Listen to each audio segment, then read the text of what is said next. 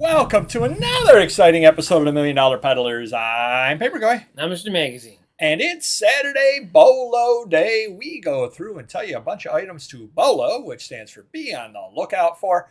Things we've sold in the past week. The where, the why, the what, the how, and take it away now. All right, here we go with a vintage toy. Kenner 1982 Star Wars Empire Strikes Back Rebel Transport. Original in box. Box was beat. Transport's incomplete, and I think I got 80 or 85 out of it, which isn't too bad. I mean, I paid 50, but I still made something. So they're out there. You can find them loose with the box, without the box, and usually you get a pretty good prices. They're usually beat up and incomplete. You can still make some money. Now, do you think the person that bought it has the extra pieces and is working on a complete one? Or? Could be, or they could get the extra pieces somehow, and and I think the box is more key, regardless of condition. People always want the box. Right. Wow. All right, next up. 1954 Pacific Intermountain Express D. Haynes model diecast truck. Had no idea this was $100. It was sitting on a shelf. All dusty. A bunch of these diecast trucks from a collection years ago. I had the new employee go, let's list these. Some went for 20, but this sucker went for $100, and I can't complain. Now that really is from 1954. It's not a no. That's the model, the year of the the reproduction. Oh wow! So when is that from? So 1994. If you look at the bottom. Holy mackerel! Yeah. Wow. Cool. It's gotta be and did it originally come in some kind of a box? Or yeah, we didn't have the box. There's a bunch of trucks we didn't have boxes for, and I said, let's just list these and get it over with. And so what's that worth in a box? A lot more or not? I would say 150 minimum. Holy sure. Mackerel. Yeah. Wow. Very cool. Next up, football is right around the corner, and so is Joe Burrow of the Bengals. This is a 2020 Panini Select Tricolor die cut rookie, and I took $450 on this. It was probably at one point an $800 card. I didn't pay anywhere near that. I probably got it when $200-300, but still, they're selling now. People are investing now, and hopefully, this will go up in value if you can win a Super Bowl and beat the Bills again. Roughly, how many of those would there be? Oh, jeez. Is that like a parallel rare, or something? but I mean, I would say 1,000 cards if I'm getting 1,000. Of this. You're right with the die cuts, yeah. Yeah, it's not numbered, so usually the numbered cards start at like 150 and go down. So definitely 500 to 1,000. Okay, interesting. All right, and for some reason, Playboys are getting hot. They're selling for more money than they ever had before, and I can't argue with that. This is a May 1979, graded 9.4, and I took $180 on it. It's not the Marilyn Monroe cover or a Marilyn look-alike, but to get these, these thick magazines, and you're talking about almost 50 years old, 45 years old, and this kind of grade, it's pretty tough to do. Right. So, wow. All right. Next up, I don't know if you know what teeny mates are, but they're very small NFL figures, like the size of your pinky. This is a Chase metallic gold Patrick Mahomes, and it's 1/512th scale. Yeah, that is small. Well, Mahomes is a big boy. And it sold for $83. So the Chase ones, I don't know much about them, but the person I bought them from explained to me that this was a rare one, among other rare ones, and can't argue with that. If you know what you're looking for, where do you get those at? Are they? They come in packs and boxes, random, and then there's going to be a rare one in every so forth of a box. Oh, okay. Yeah, pretty cool. They're not vending them; they're through boxes. Okay, correct. Interesting. Yep. And let's see what we got here: Disney Magic Town Square playset. I think this is 1980s. I've never seen that. I got $70 for it. I bought a whole bunch of different ones from the series, and they all go for good money. If you see them out there, I've never seen them before, but on eBay they're a little plentiful. But you might see them without the box and pick them up. Wow. Yeah. Cool. Never seen those before whatsoever. Holy mackerel! Nice sales today, and we're into the bargain basements section of the store. Rochester, New York Community War Memorial Remember Forever brochure, 1950s, $28.23. Got full price for it. They were working on building the Community War Memorial, and this literally was something that they sent out when they were soliciting funds to do so. Got to be fairly rare. I mean, I'm sure they sent thousands of those out because obviously they wanted people to build them, but who saved them? Not a lot of people. One person did. That's all it took. And I did list it this year, so it didn't take that long to sell. And this, again, ties into what I've stressed pretty much every single video for the last 6 months. Sell local things.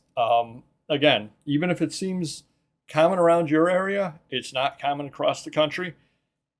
Don't know who ended up buying this. I haven't printed a shipping label yet, so I don't know if it's a local collector or somebody nationally. But again, it's a neat looking thing there. It's got the military motif on it, so somebody or other would definitely want that no matter where. It'd make a good poster. It would make a very nice poster. Next up, did you say you were hungry? Go to Valley Steakhouse, many vintage 1930s, Boston, Portland, Maine. They had two different locations. That's why I said Boston, Portland, Maine. Nice. But again, I think I took $20 on this, something or other like that.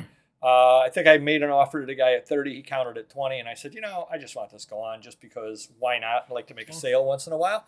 But it's a neat little item over here. One of the problems you're going to have if you do get into menus, they do sell, but a lot of times it's difficult to date them. So you just kind of make your best guess. And this would be one of those cases where I said 1930s because there wasn't a date. Sometimes they'll put a little, either somebody will write on there, I went with Billy and Bobby June 3rd, 1934, and you could date it off of that. Other times they'll have a little attachment inside that'll give the specials of the day, like almost always paper clipped in. If they have that, then obviously you can date it. Otherwise, you just kind of make your best guess off of experience. And the other beautiful thing about the internet, people will tell you if you're wrong. True. Very true.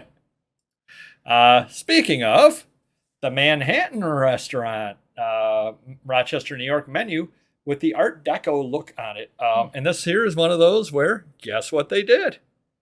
3737. A good time was had by.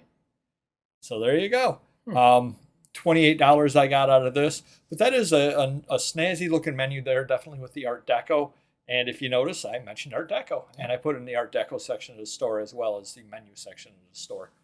So that's a neat little sale there. 2 menus in the same day. Everyone was getting hungry, I guess. International Textbook Company, book lot of 46, 1940s electric. Put it up for bid, got the $132 offer on it. I could have made more money breaking this up, but how long would it have taken to sell? It's not worth it. How much time is it, or storage is it taking in the meantime? And yeah, I might sell one of those books, another one of those books. Now, one thing that I did do is I did list what all of the books were. Oh, nice. So that way anybody working on a set or needing it has that over there. But I was more than happy to get the $132. I paid $25 for it. So to move it for $132 and it's sold at auction, which means it's sold right after I listed it, 7 days after I listed it. So sometimes even I lot things up on stuff as well. And sometimes I don't. ZapAdap, color changing, ghost, haunted house, folder, magic, trick, Mad Blood Creations. Why does this look familiar? Because I showed it to you. Oh. When you came by before the show. That's probably why. I paid $1 for this at the flea market, as you can tell by the. There should be a $1 price sticker on it somewhere. Oh, right down on the bottom left corner, the $1 price sticker. I actually saw this at a dealer's stand, and he had a $1 price on it. And I just said, I don't know what it is. I don't know what I'm going to do with it, but it looks cool with the haunted house theme. Let me just buy it. I went home and started doing a little research on it with the Mad Blood, because that was on there. Found out it was the ZapAdap. Did some more research on it. Found out somebody's had one on eBay. They keep putting up at auction, and they listed it the first time at like 36 and it didn't sell. Then they listed it at 28 and it didn't sell. Then they listed it at 20 and it didn't sell. I put mine at 32 and I sold it. Do you know why?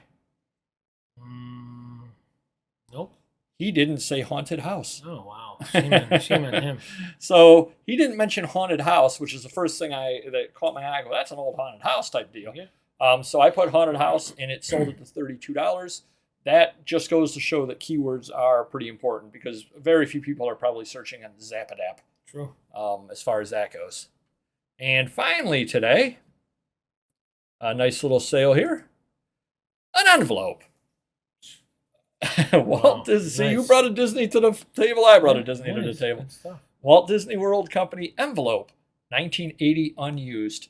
I took $15 on it because I like to give things away. I know people would look at this and say, why? It's probably what you're saying. Why? I think it's cool. But the other side of it is they're not making this envelope anymore. From that, it is dated 1980. I think it was dated somewhere other on it, 1980, obviously. And somebody who's a Disney completist or a big Disney collector would want something rather like this, because where else are they going to get it when you get right down to it? True. So it's something like this. I ended up getting this in a lot from Heritage, believe it or not, with a bunch of other stuff from Heritage.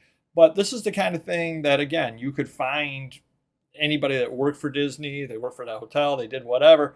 They may have this sitting in their personal things. You're not going to pay much for it at the estate sale. Yeah. Don't just buy this, because then they'll charge you for it. Yeah. But if you buy a few other things, this will just get thrown in.